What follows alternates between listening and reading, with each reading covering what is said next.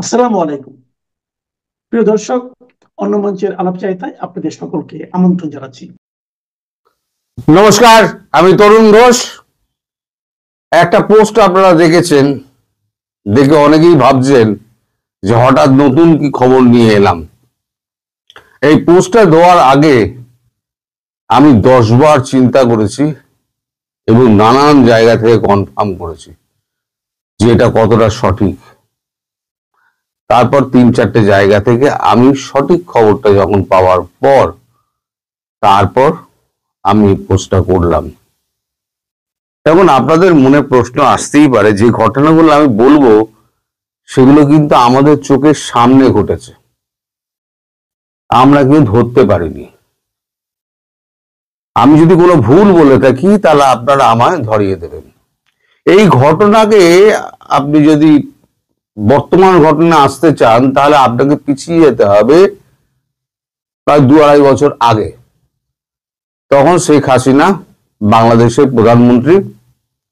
একদিন উনি বললেন যে একজন শ্বেতাঙ্গ মানুষ আমাকে বলেছেন যে সেন্ট মার্টিন যদি দ্বীপ যদি তাদের নামে লিখে দিই, তাদেরকে দিয়ে দিই, তাহলে পরে আমি এখানে সমস্যাবিহীন ভাবে আমি রাজত্ব চালিয়ে যেতে পারবো, শাসনযন্ত্র চালিয়ে যেতে পারবো, কিন্তু দেশকে আমি বিক্রি করব না।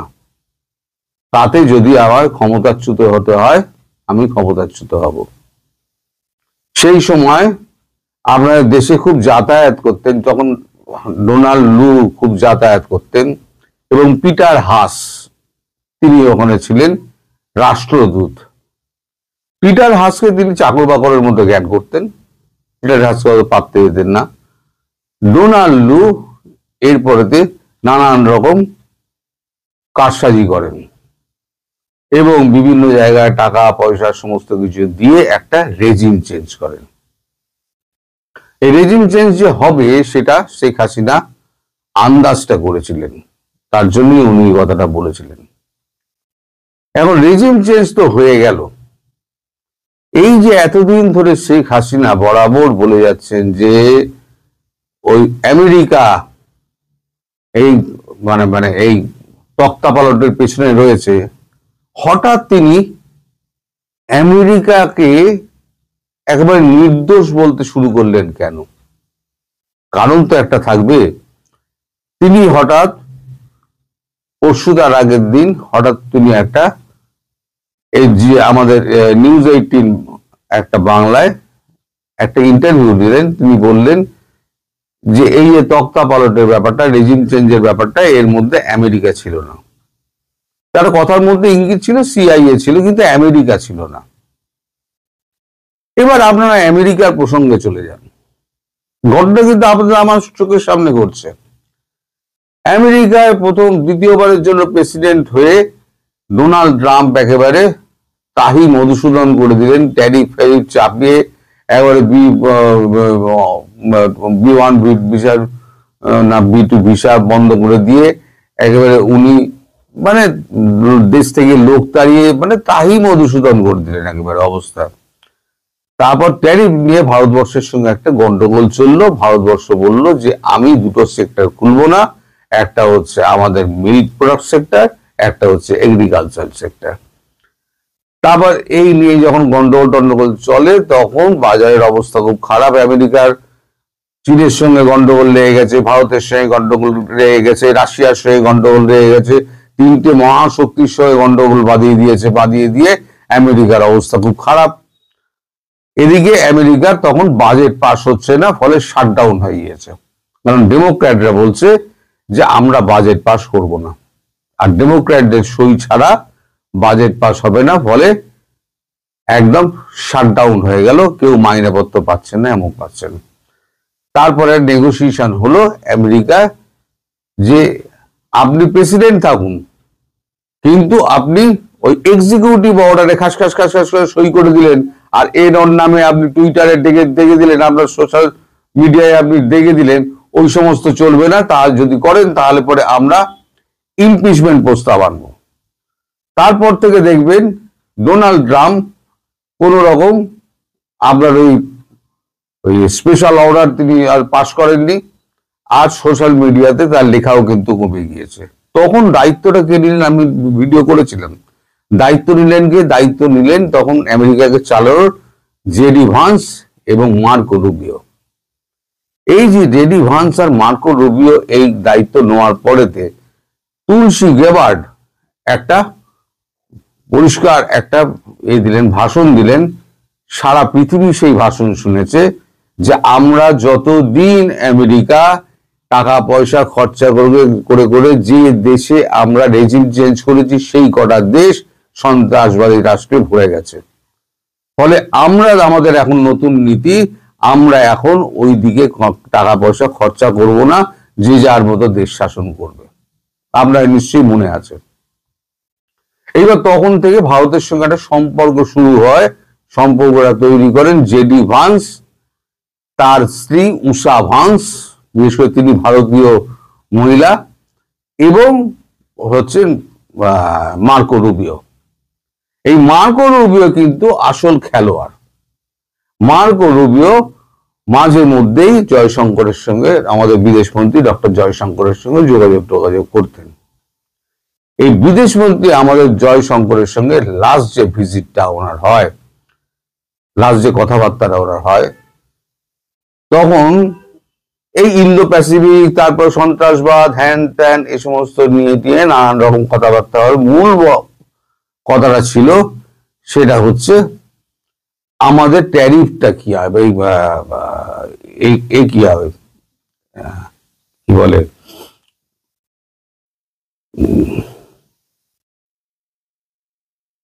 আমাদের চুক্তিটা কি হবে, এই যে আমাদের যে চুক্তিটা যেটা আটকে আছে সেই চুক্তিটা কি হবে। তখন ভারতবর্ষ বলে যে এই চুক্তি কিন্তু হবে না যতক্ষণ না পর্যন্ত আপনারা বাংলাদেশ থেকে পা তুলে নেবেন। এটা আমি বরাবরই বলেছিলাম, পা তুলে না নেওয়া পর্যন্ত ওই এগ্রিমেন্ট কিন্তু হবে না। তখন বলেন যে আমরা কিভাবে বাংলাদেশ থেকে পা তুলতে পারি, আপনাদের নোংরা আপনারা যারা ঘেটেছেন সেটা আপনারা সামলাবেন, আপনারাই করবেন, এটা আপনাদের দায়িত্ব, আপনারা কিভাবে করবেন আপনারা দেখুন।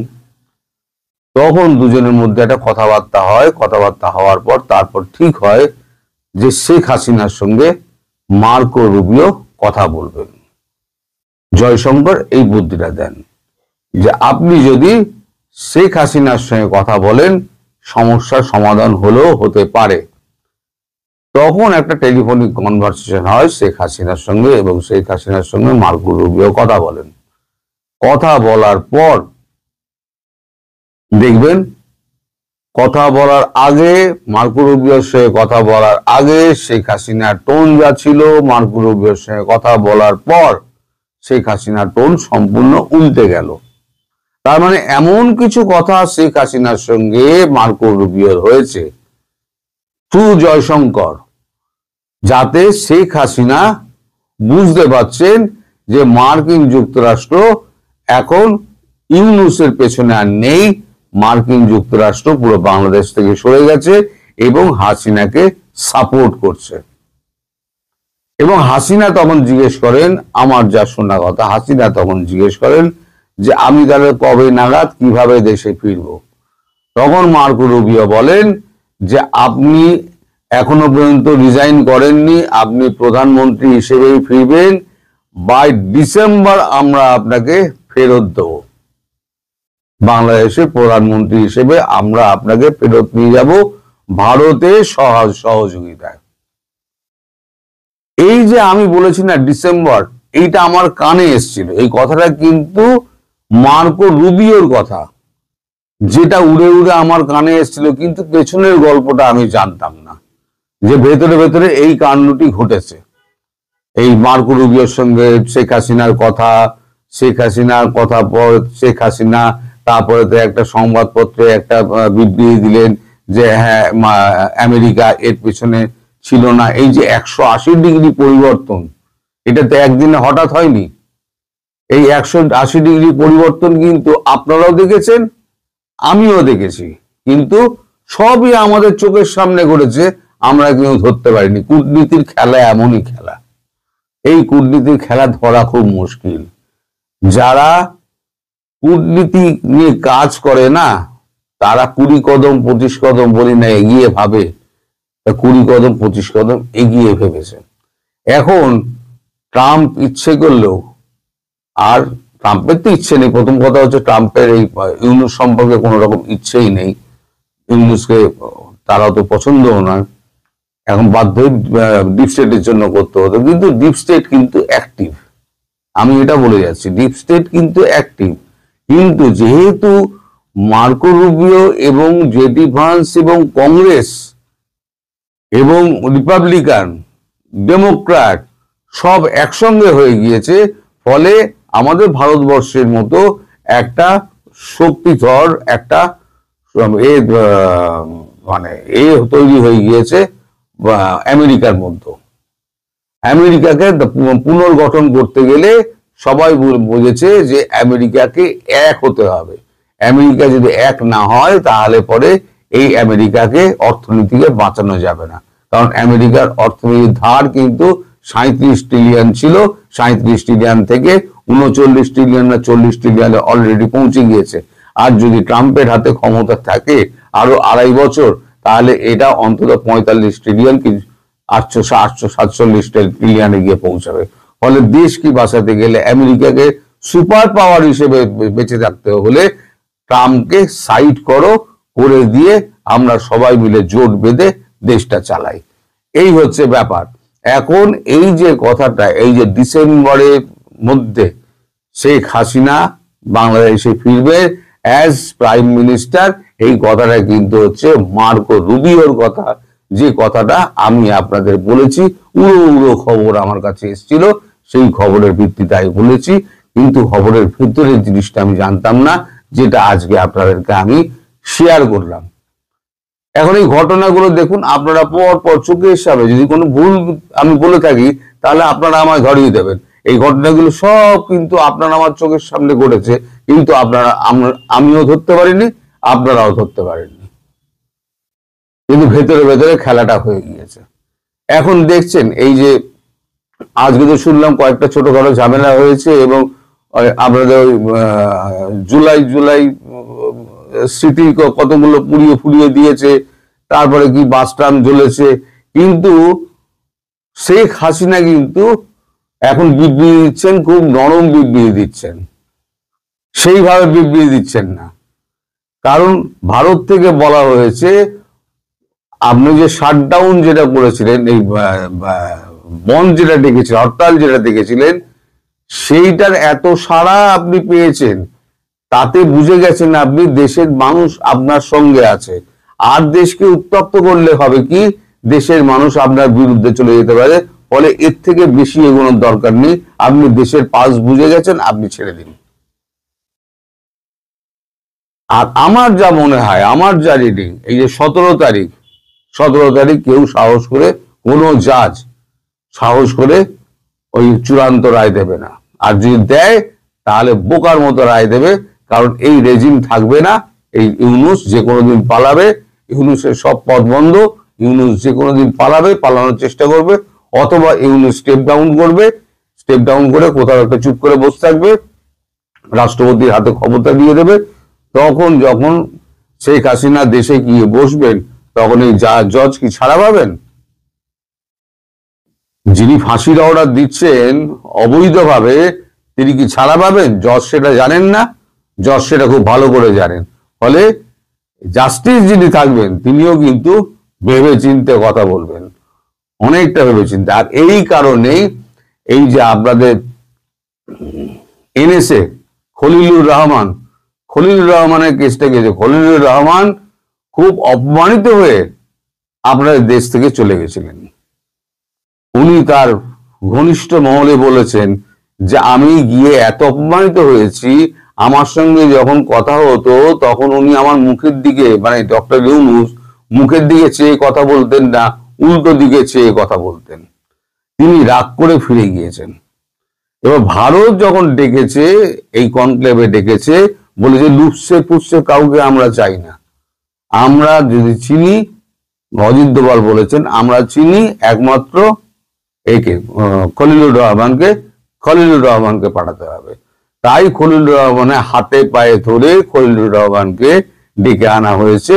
ডেকে এনে এবার তাকে একটুখানি বলে টলে এবার তার সঙ্গে মিটিং ফিটিং করে তাকে দিয়ে একটা বার্তা পাঠানোর চেষ্টা করে, কিন্তু বার্তা যা পৌঁছানোর বার্তা পৌঁছে গেছে। এবং খলিলুর রহমান ওখানে গিয়ে মার্কো রুবিওকে সমস্ত কিছু বলে দিয়েছেন, A to Z। ইউনূস কত টাকা মেরেছে, ইউনূসের সহচরেরা কত টাকা মেরেছে, দেশের কি অবস্থা, সমস্ত সমস্ত কিন্তু একদম পরিষ্কার বলে দিয়েছে।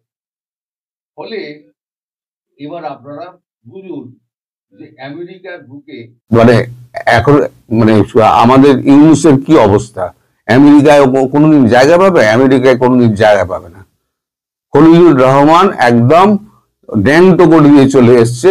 এখন খলিলুর রহমান যাবেন, গিয়ে সোজাসুজি শেখ হাসিনার পায়ে পড়ে যাবেন, আমাকে বাঁচান, অন্তত আমাকে রেহাই দিন, আমি আপনার কি কাজ করতে হবে বলুন, আমি করে দিচ্ছি। এই হলো ব্যাপার। আমি কতটা পরিষ্কার করতে পারলাম আমি জানি না, তবে যে ঘটনা চোখের সামনে আমাদের ঘটেছে সেই ঘটনাটুকুই আপনাদের আমি ব্যাখ্যা করলাম। এবার যতটুকু আপনারা বুঝেছেন, যদি না বুঝতে পারেন আমাকে ফোন করবেন অথবা আমাকে কমেন্ট করবেন, আমি নিশ্চয়ই উত্তর দেবো। তার আগে একটি গল্প দিয়ে আপনাদের সঙ্গে কথাটা শুরু করব, সেটি অন্য প্রসঙ্গে। বাংলাদেশ এই যে বর্তমানের যে একটা সরকার আছে, বেশিরভাগ মানুষ বলে আসলে দেশে কোনো সরকার নেই। শ্রমজীবী সাধারণ মানুষের সঙ্গেও যখন কথা হয় তখন বলে যে আসলে কি দেশে সরকার আছে? এই সরকার ঢাক ঢোল পিটিয়ে বহু কর্মকাণ্ড গত 16 মাসে নিয়েছে, কিন্তু কোনো কিছু হালে পানি পায়নি। একটি গল্প, একটি উদাহরণ দিয়ে আমি বিশ্বের কপাট বন্ধটা শুরু করব। গতকাল এক ভদ্রলোকের সাথে আমার কথা হচ্ছিল, আমাকে জিজ্ঞেস করছিল, আচ্ছা সরকার যে এত ঢাক ঢোল পিটিয়ে বঙ্গবন্ধুর ছবি বাদ দিয়ে নতুন টাকা ছাপলো, গত জুন মাসে বাজারে টাকা এসে আজকে নভেম্বর মাস প্রায় 5-6 মাস পরে এসে আপনি কি এই নতুন টাকার দেখা পেয়েছেন, হাতে পেয়েছেন? লেনদেন তো নিশ্চয়ই করেন। আমি বললাম না। তাকে জিজ্ঞেস করলাম, তিনি বললেন তিনিও পাননি। এই নতুন টাকাগুলো গেল কোথায়? ঢাক ঢোল পিটিয়ে নতুন নোট ছাপা হয়েছে ঠিকই, কিন্তু সেই ঢাকের শব্দ যাদের উদ্দেশ্যে ঢাক বাজানো সেই কানে পৌঁছেনি। অবস্থাটা হয়েছে এমন। সর্বক্ষেত্রে ইউনূসের অবস্থাটা এমন। 16 মাস পরে এটাও যদি কেউ উপলব্ধি না করেন, তাকে আর বলার কিছু নেই। আমি যেটি দিয়ে আলাপ শুরু করেছিলাম, বাংলাদেশের কপাট বন্ধ করে দিয়েছে বিশ্ব।